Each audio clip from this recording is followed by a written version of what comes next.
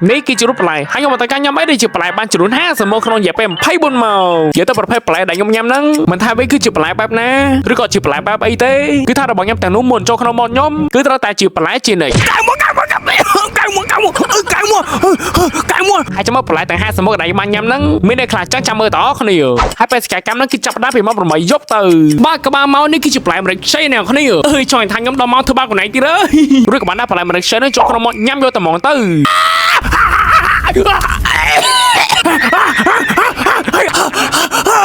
ៅគាត់តែញ៉ាំបន្លែម្រេចឆេនេះមួយបាញ់ខ្ញុំទៅចុះពេញខ្លួនអ្នកគ្នាក្រោយពីមកក៏បានទៅបាទូរកករមកបន្លែផ្សេងញ៉ាំតទៀតស្រាប់តែនោះក៏បានឃើញបន្លែដល់តែ3មុខឯណូ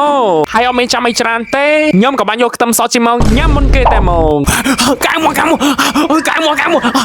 ហើយក៏បានញ៉ាំបន្លែត្រមួយនេះឡើងត្រទី3ក៏នោះជាញ៉ាំបន្លែតសក់នេះមួយទៀតឡើងត្រទី4ក្រោយពីមកក៏បានទៅកាត់ជីម៉ូតូស្វែងរកបន្លែផ្សេងញ៉ាំតទៀតហើយស្មាននោះគឺថាមក9យប់បាត់ហើយមកស្ទូក្រមកក៏បានទៅដល់កន្លែងគេលក់បន្លែរួចខ្ញុំក៏រកបានបន្លែ3មុខផ្សេងពីគ្នាប៉ុន្តែក៏បានញ៉ាំបន្លែប្រូពេឡើងត្រទី5ញ៉ាំស្លឹកខ្ទឹមមួយនេះឡើងត្រទី6ក៏ដូចជាដើមជីវ៉ាន់សូនេះមួយទៀតឡើងត្រទី7ក្រោយពីមកទៀតក៏បានធ្វើដំណើរត្រម៉ាឡូបានញ៉ាំហើយខ្ញុំក៏រកបានបន្លែ2មុខផ្សេងពីគ្នាទៀតរកបានបន្លែ2មុខទៀតបាទរួចក៏បានធ្វើដំណើរត្រឡប់ទៅផ្ទះវិញគ្រាន់ដល់ផ្ទះវិញភ្លាមខ្ញុំក៏បានញ៉ាំស្រាយគូមួយនេះឡើងត្រទី8នេះគឺជាបន្លែសិបអាយុមួយទៀតទី9រួចក៏បានដាក់ចូលក្នុងមាត់ញ៉ាំទៅបាច់ញ៉ាំស្រាប់តែក៏បានឃើញស្រាយប្រាំងហើយនឹងស្នៀពោត2មុខទៀតរួចក៏បានដូរកៅហើយធ្វើការញ៉ាំទាំង2មុខទៀតឡើងត្រទី11ស្មានគឺថាមក10ហើយខ្ញុំញ៉ាំបានចំនួន11មុខហើយដល់ពេលនៅលើក្រែនេះទៀតគឺថាខ្ញុំមានម្ទេសផ្លាត់ដល់តែ2មុខផ្សេងពីគ្នាទៀតហើយក៏បានទៅការញ៉ាំម្ទេសផ្លាត់ទាំង2មុខនឹងយកតែហ្មងទៅនិយាយទៅគឺថាពិបាកញ៉ាំមែនតើណាបាទឥឡូវខ្ញុំសូមញ៉ាំបន្លែខាណាទី14នេះហើយខ្ញុំទៅគេងហើយអ្នកគ្នាគ្រាន់តែខ្ញុំបានញ៉ាំបន្លែខាណានេះហើយភ្លាមហើយម៉ោង12ខ្ញុំក៏បានគេងលក់បាត់ទៅស្អែកឡើងម៉ោង6ព្រឹកហើយខ្ញុំក៏នៅសល់រយៈពេល14ម៉ោងចុងក្រោយទៀតនៃ challenge វីដេអូហ្នឹងស្រាប់តែក៏បានឃើញម្រះឆៅមួយនៅលើក្រែខ្ញុំរួចក៏បានដាក់ចូលក្នុងមាត់ញ៉ាំតទៀតចុះញ៉ាំតមកដល់ថ្មីផងហើយលើមកញ៉ាំចឹងបណ្ដោយហើយខ្ញុំក៏បានដាក់ទៅបន្ទប់ទឹកទៅស្រាប់តែក៏បានឃើញបន្លែ2មុខផ្សេងពីគ្នាទៀតនៅលើចាននេះគឺជាស្ពៃបកគោរបស់យើងទី16គ្រាន់តែញ៉ាំស្ពៃបកគោនេះហើយភ្លាមហើយចូលក្នុងបន្ទប់ទឹកខ្ញុំក៏បានញ៉ាំសាឡាត់របស់យើងមួយទៀតឡើងត្រទី17ស្មានគឺថាមក9ហើយខ្ញុំញ៉ាំបានចំនួនទូលេប៉ុននេះហើយពេលមកក៏បានទៅកាត់ទៅក្រៅស្វែងរកបន្លែញ៉ាំតទៀតដល់បន្តិចក្រោយមកក៏បានទៅដល់កន្លែងគេលក់បន្លែពេលនេះក៏រើបានបន្លែ4មុខផ្សេងពីគ្នាទៀតហើយក៏បានញ៉ាំស្ដែងមួយនេះឡើងត្រទី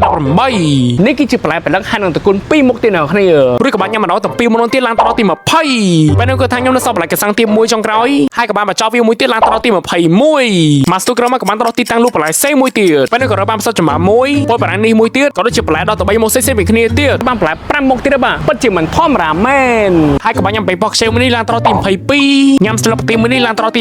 23ញ៉ាំសិតចំបាក៏ដូចជាពលបារាំងរបស់យើង2មុខទៀតនិយាយទៅពិតជាសប្បាយក្នុងការញ៉ាំខ្លាំងមែនតើទេបាទហើយខ្ញុំគិតនៅសល់គេមួយចុងក្រោយនៅលើដៃនេះពេលនេះក៏បានទៅកាត់បញ្ចប់មួយចុងក្រោយយកតែមក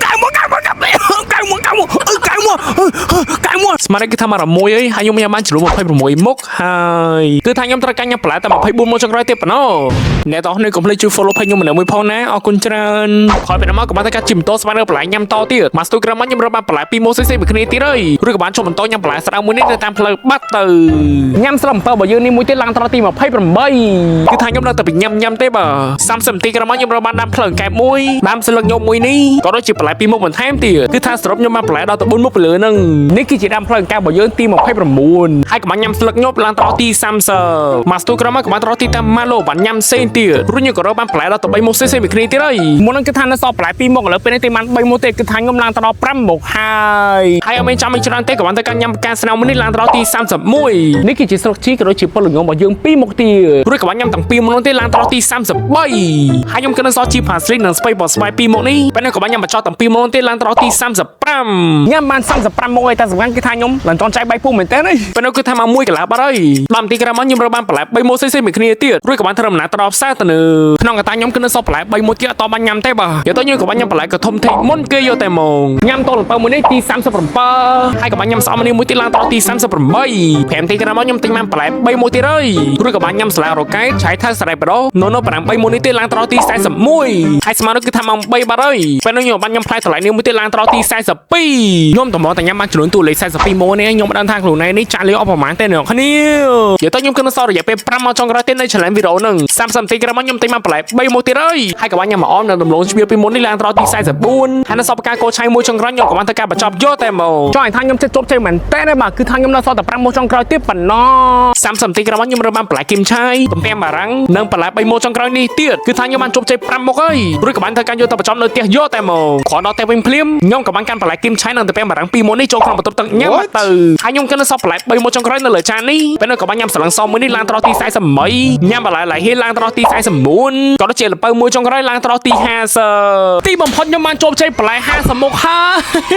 ខ្ញុំមិនមែនអ្នកគ្នាយប់ក៏ញ៉ាំព្រឹកក៏ញ៉ាំថ្ងៃក៏ញ៉ាំគឺថាខ្ញុំញ៉ាំដល់ចង់បែកពោះមែនតើទេបាទវីដេអូយើងក៏បានបញ្ចប់ត្រឹមហ្នឹងបាយ